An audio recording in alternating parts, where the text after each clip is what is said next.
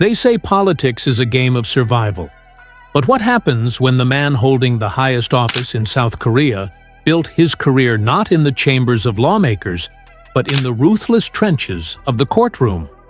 Yoon Suk Yeol, the unshakable prosecutor who took down some of the nation's most powerful figures, shocked the world when he rose to the presidency without ever having served a single day as an elected politician. From a modest apartment in Seoul to the presidential palace, well, almost. This is the story of a man who fought corruption, challenged the establishment, and found himself at the center of scandals and headlines. A journey where justice was his sword, truth was his shield, and power was both his reward and his greatest challenge. As of 2025, Yoon Suk Yeol's estimated net worth is between 1.5 and 2 million US dollars. While this may be modest compared to the vast fortunes of some world leaders, Yoon's wealth reflects a career rooted in public service rather than private enterprise. His income sources include his presidential salary, around 200,000 US dollars annually, accumulated savings from decades as a public prosecutor, and the combined assets he shares with his wife, Kim Keon-hee. Kim is a prominent figure in South Korea's art and investment world, owning Kavana Contents, a company specializing in art exhibitions and holding various investment portfolios. Yoon's public asset disclosures include a primary residence in the affluent Seocho-gu district of Seoul, cash savings, and modest investments. His image as a relatively ordinary leader, without sprawling mansions or luxury yachts, has been both a political advantage and a target for critics who question his wife's financial dealings. Born on December 18, 1960, in the Dongseon-dong neighborhood of Seoul, Yoon grew up in a middle-class academic family. His father, Yoon Ki-jung, was an economics professor, and his mother, Choi Jung-ja, taught at Yuha Women's University. Education was central in the household, and young Yoon was encouraged to develop a sharp mind and strong moral compass from an early age. Despite excelling in his studies, his path to success was far from smooth. He famously failed the national bar exam multiple times before finally passing it on his 9th attempt, a testament to his resilience and determination. This persistence would later define his career in law and politics, as he became known for refusing to back down, even in the face of overwhelming opposition. Yoon's legal career began in the early 1990s when he joined the Seoul District Prosecutor's Office.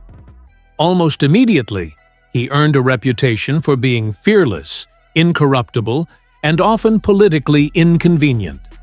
He led high-profile investigations into corporate fraud, political bribery, and even cases against sitting presidents, most notably former President Park Geun-hye's corruption scandal, which shook South Korea in 2016. His no-nonsense approach propelled him into the role of Prosecutor General in 2019, under President Moon Jae-in. Ironically, his fierce independence soon brought him into direct conflict with Moon's administration, leading to heated public battles over prosecutorial reform and political interference. These clashes, while politically risky, skyrocketed his popularity among conservative voters, who saw him as a man willing to challenge the political establishment, no matter the cost. In a dramatic political twist, Yoon resigned from his prosecutor post in 2021 and announced his presidential run. With no prior experience as an elected official, he faced immense skepticism.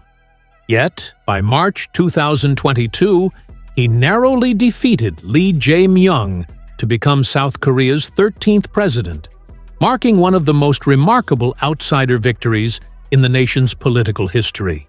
While Yoon's rise to power was meteoric, it was not without controversy. His wife, Kim Keon-hee, faced allegations of resume fabrication, stock manipulation, and improper business dealings. claims that Yoon's opponents used to question his judgment.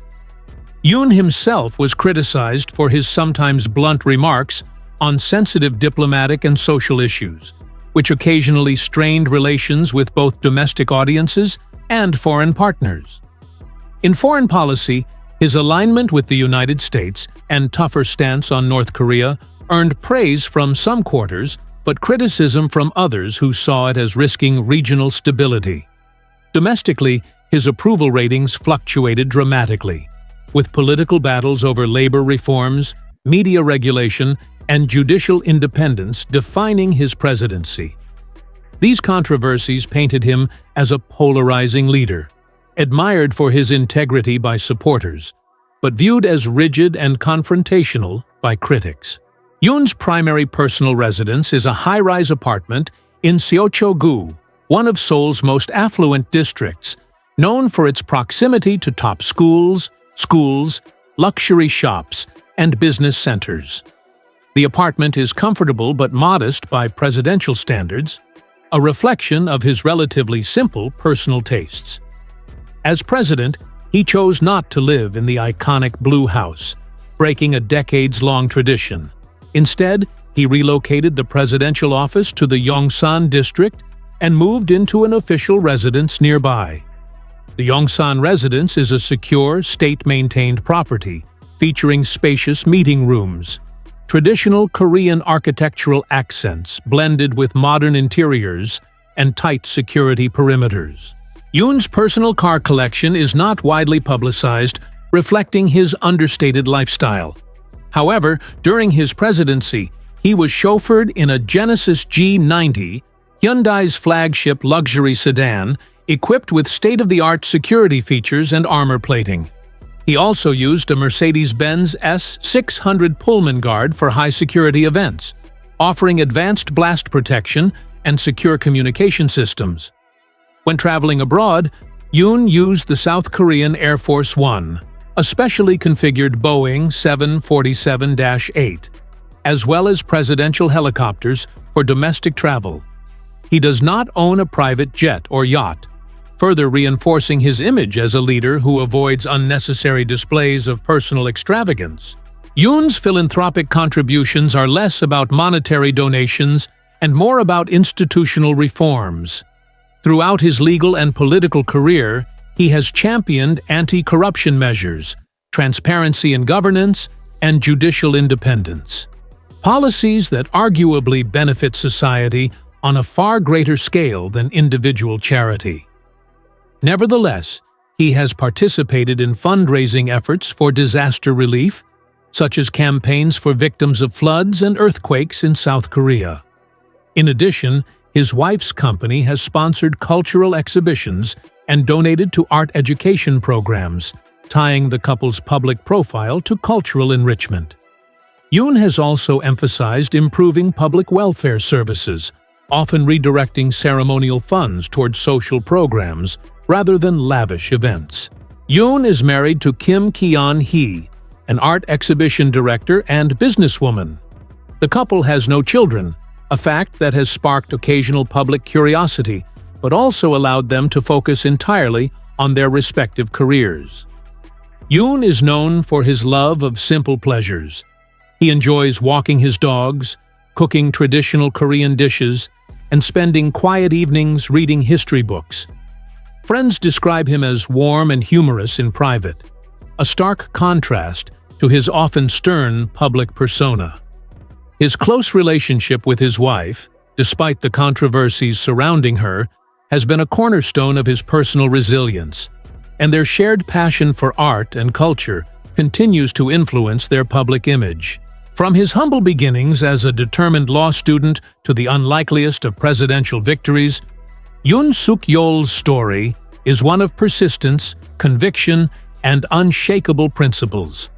Whether loved or criticized, he remains a figure who reshaped South Korea's political landscape, not with inherited wealth or lifelong political ambition, but with a prosecutor's unwavering belief in justice.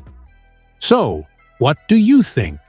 Does Yoon Suk Yeol's journey prove that integrity can survive in the unforgiving arena of politics? Or is even the purest of intentions destined to be tested by the weight of power?